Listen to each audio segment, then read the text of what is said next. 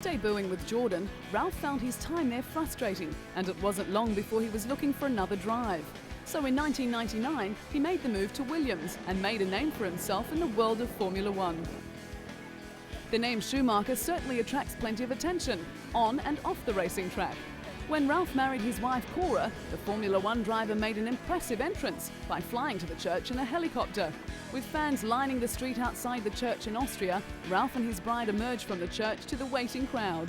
The year before, the couple had married in a low-key civil ceremony without family and friends. But this time, big brother Michael was asked to be the best man, and he was happy to oblige. After the event, Michael slipped out the back entrance while Ralph and his wife posed for pictures before leaving for Cologne. The world of Formula One is big business, with many promotional days planned for racing enthusiasts. When Ralph was in Russia, he found the time to support the Formula One Driving Day, which was set up to promote safer driving in Moscow. Road fatalities are commonplace in the Russian capital, and it seemed appropriate to see a Formula One driver at the wheel whilst navigating the dangerous roads. Ralph was only too happy to pass on his wisdom, but had to swap his racing car for a more modest mode of transport before signing a few autographs for the F1 fans. Formula One racing is an extremely dangerous sport, and the Williams team has experienced plenty of tragedy in their history. But with Ralph at the wheel, he has brought a new lease of life, bringing his determination and sheer skill to the famed racing team. It is a combination that has won the admiration of Formula One fans around the world.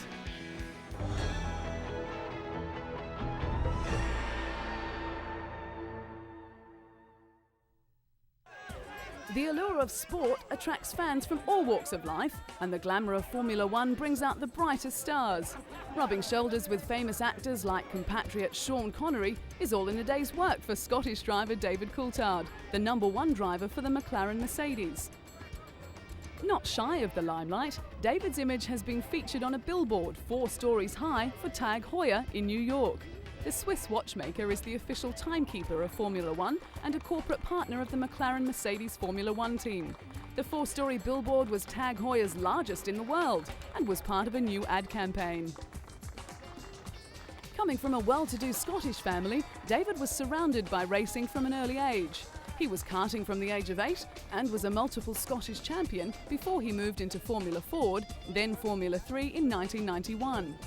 It was that year that David fought a season-long battle for the title with Rubens Barrichello, with the Brazilian eventually coming out on top.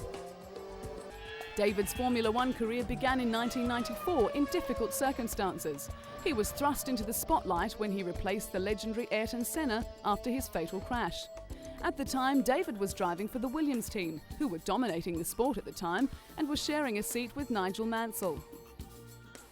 The next season with Williams, driving alongside Damon Hill, David won his first Grand Prix in Portugal, beating both Michael Schumacher and his own teammate, finishing 3rd for the season with 49 points. The following year was to see the move to McLaren, partnering Mika Häkkinen. But without a competitive car, David struggled throughout the year. The highlight of that year was a 2nd placing in the famous Monte Carlo Grand Prix, where only 3 cars finished the race.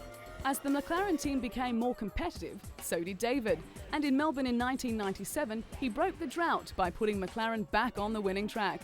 Winning again in Monza, he finished equal 3rd with John Alexi in the Drivers' Championships.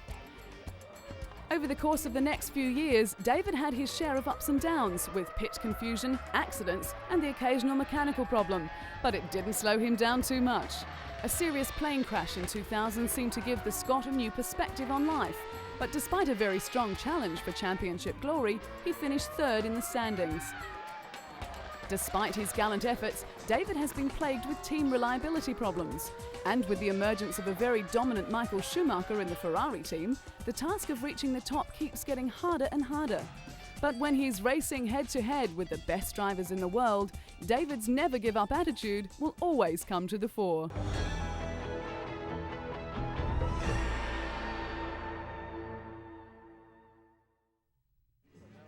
On a 4-day Ferrari team skiing holiday at the Madonna di Campiglio resort in Italy, Rubens Barrichello and his teammates made the most of the pre-season getaway. At a go-kart race on ice, Rubens put all his past skills of karting to the test as he, teammate Michael Schumacher and test driver Luciano Berti raced each other, displaying their usual skill and aggression and even finding time for a trick or two on the way. Nearing the end, the trio crossed the finish line together, bringing back memories of the controversial finish at the Indianapolis Grand Prix in 2002 that had fans up in arms and team orders banned. But controversy aside, Rubens has amazing talent. His debut season in 1993 with Formula One was sensational. He may not have ended the season with the points tally that he deserved, but he certainly proved that he was one of the best drivers in wet conditions, as well as entirely competent in the dry. The Brazilian went from Jordan to signing a multi-year contract with the new Stewart Ford team, but the move proved to be a disaster. He then received the call to go to Ferrari as teammate to Michael Schumacher. It was a tough job, but Rubens was strong enough to cope, and in 2000 he took his first win in the German Grand Prix.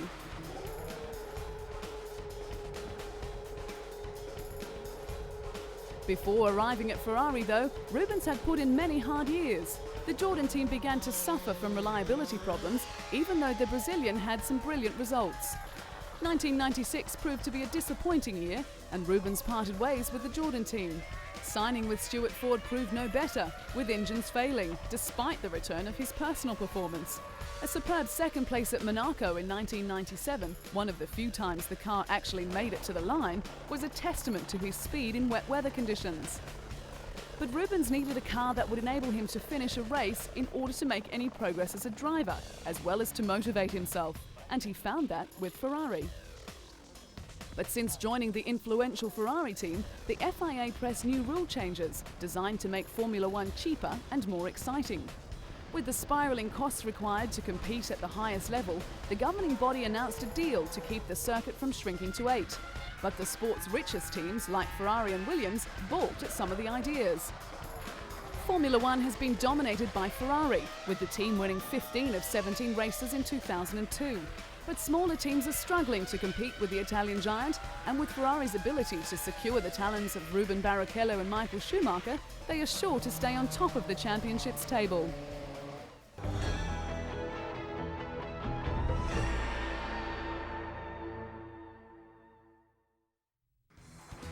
Two-time Formula One champion Mika Häkkinen retired in 2002, ending a career that spanned for more than a decade.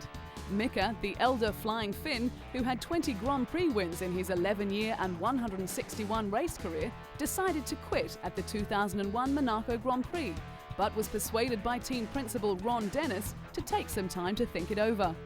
But the sabbatical failed to change his mind, and when the Finn visited the Monaco Grand Prix, it only strengthened his original decision. Mika and his former racing partner David Coulthard spent 6 seasons together in the longest Formula One partnership to date, and the Scot was sorry to see his friend go. But as sad as it was to leave the sport he loved, a relaxed Mika now spends his time between Monaco and Finland, enjoying his young son Huber and wife. With the hope of more children in the future, Mika has found a lifestyle worth enjoying. Retirement meant that the 2001 Indianapolis Grand Prix will go down in history as the Finn's last victory, as well as one of his most satisfying. The decision was more about, the time I want to spend with the family, to see the Hugo growing, spend time with my wife, and I simply also didn't want to hurt myself.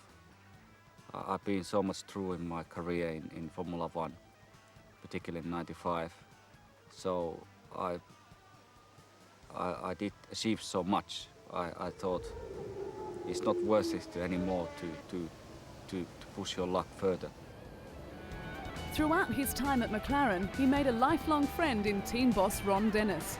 Ron stood by him after a near-fatal crash at the 1995 Australian Grand Prix in Adelaide, when the Finn speared into a wall at high speed in practice. Mika suffered head injuries and nearly suffocated until quick surgery by trackside doctors cleared his airways.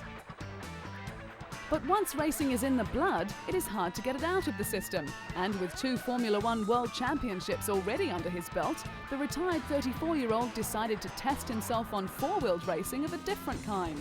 The opportunity to race in his home rally just held too much appeal.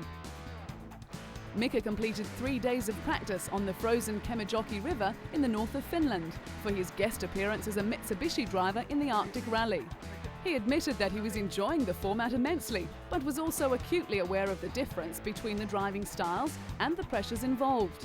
He realised that having a world championship in one discipline did not mean a prospective championship in the other.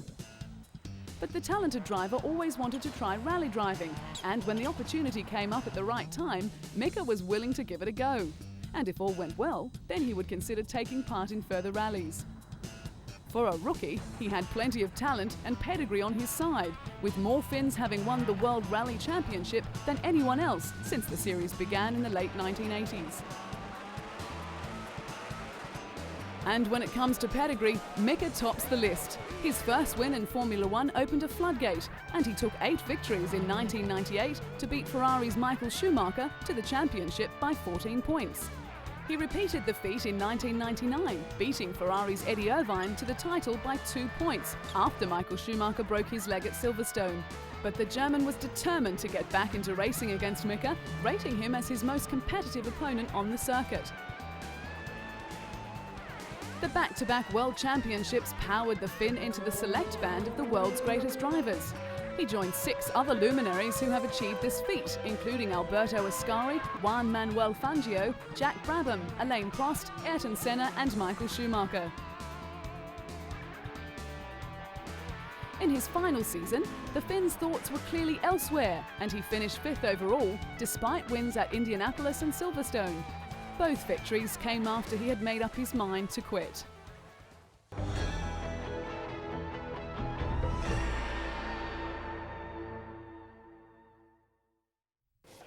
Juan Pablo Montoya made an impressive debut into Formula One, fully justifying the faith shown in him by Frank Williams. Even though he was frustrated from having to retire from 11 of the 17 races, 2 of which he could have won, the talent that impressed the Williams team in the beginning shone through. Juan Pablo Montoya. It was his raw talent that earned him the Laureus Sports Award and thrust him into the spotlight. He continued to impress in his debut season, earning his first win in Monza. Despite all the setbacks, Juan managed to accumulate an impressive 31 points, finishing 6th overall in his first season. Life off the track for Juan was just as successful as his racing career, with the Williams driver marrying Connie Freidel in a private ceremony in Colombia. The couple were accompanied by 300 family and friends when they wed in the temple of Santo Toribio de Cartagena. With Colombia suffering from constant violence, the area was surrounded by security agents and hovering police helicopters. Returning to his home country, the Formula One driver was inundated with well-wishers, including a call from Colombian President Alvaro Uribe. When Juan had the opportunity to trade places with NASCAR champion Jeff Gordon, he grabbed it wholeheartedly. Jeff drove the BMW Williams, and Juan turned laps in the NASCAR Winston Cup car at the Indianapolis Motor Speedway's infield road course. This was the first time the 2 racing stars had driven their respective cars, and it was an event they fully enjoyed. In the event named Trading Paint, Jeff, a 4 times NASCAR champion, and Juan, fresh off a Formula One victory at Monaco, burned up the circuit. Even though the racing was competitive, the day was a break from the grind of Formula One. After the ride, Juan joked that he thought there was not enough braking power in the stock car and that he needed a parachute to stop. It wasn't long before it was back to the serious business with Williams, and with the dominance of Ferrari and Michael Schumacher, the Williams team was looking for a boost. Founded by Frank Williams in the late 1960s, a lack of financial support made success difficult to achieve. The team's first win came at Silverstone in 1979, followed by a Drivers' Championship for Alan Jones and a Constructors' title in 1980.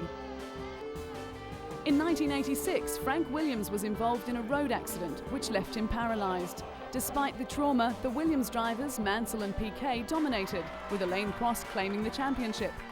Frank realised a dream when he signed Ayrton Senna, but it turned into a nightmare when the brilliant Brazilian driver was killed at Imola. This left Damon Hill in the driver's seat, winning the title in 1996.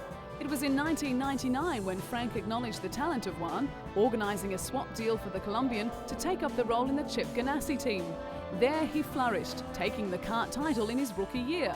He claimed 7 wins throughout the season, as well as 7 poles, becoming the youngest champion in the history of the sport. Although Frank Williams wanted one back for the 2000 season, he remained with the kart series. He also went on to win the Indianapolis 500 on his very first attempt. Returning to Williams in 2001 to partner Ralf Schumacher, Juan saw his first Formula One victory. He secured several podium finishes and 3 pole positions in his debut season. A tussle with Michael Schumacher when the Colombian refused to back down to the German, and a fierce confrontation with Jacques Villeneuve caused quite a stir on the track, and his aggressive driving style has become a trademark for the fiery Williams driver.